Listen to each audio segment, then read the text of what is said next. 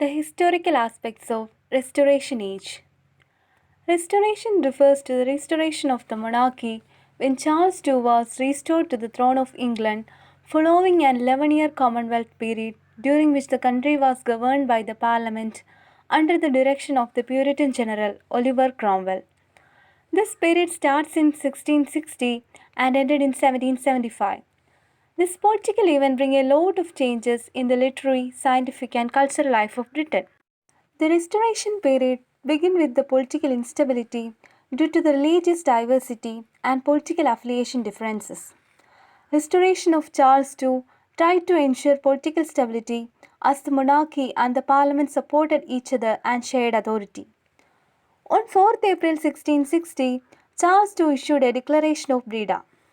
The Declaration of Breda was a proclamation by Charles II of England in which he promised a general pardon for crimes committed during the English Civil War and the interregnum for all those who recognized Charles as the lawful king. This paved the way for the successful power restoration of the English monarchy under Charles II. The declaration promised liberty to tender consciences in matters of religion to maintain peace by religious tolerance. He tried to bring political stability, but the parliament was not ready to make such a grant, and in 1662 they passed the Act of Uniformity. Act of Uniformity was an act of the Parliament of England which required all ministers to agree to the Episcopal Church. The bishops were given the authority of the church, which included constitutional powers as well. Episcopalians were opposed to the theological differences of the Presbyterians, where congregations or assembly memberships of the radical Protestants in the ecclesiastical polity was prioritized. The theological differences between the Episcopal and the Presbyterians were present in the three kingdoms combined by the Stuarts. Ireland had a Roman Catholic majority population controlled by an Anglican settler minority. Scotland had a Presbyterian church structure and did not tolerate other religious affiliations.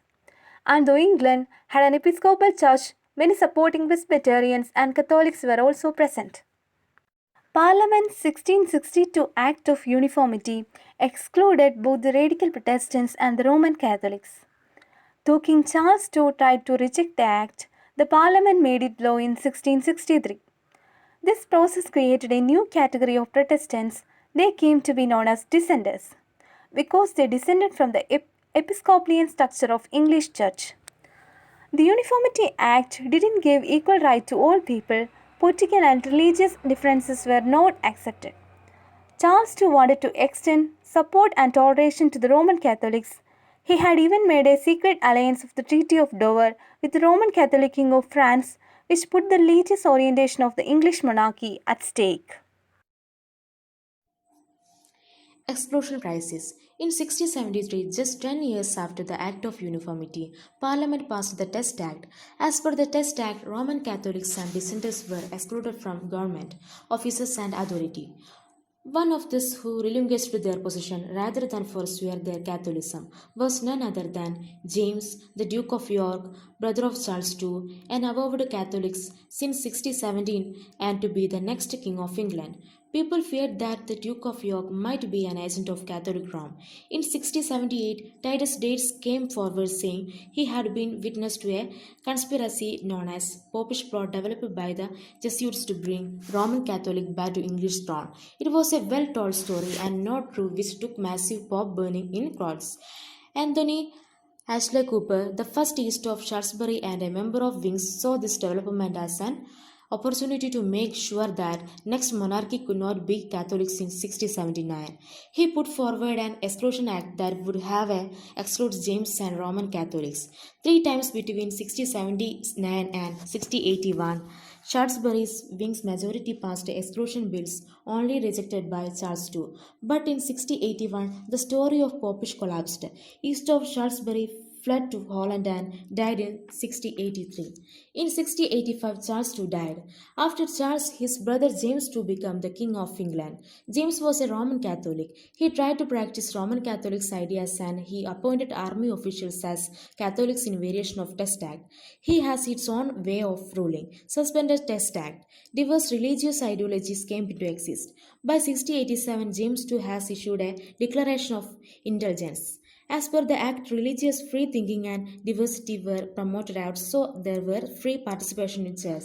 His toleration of religious diversity appeared to have been a cover of expanding the role of Catholic Church, because James II was a Roman Catholic. In 1688, James amended his Declaration of Indulgence and required that it be read in May. But some bishops refused this.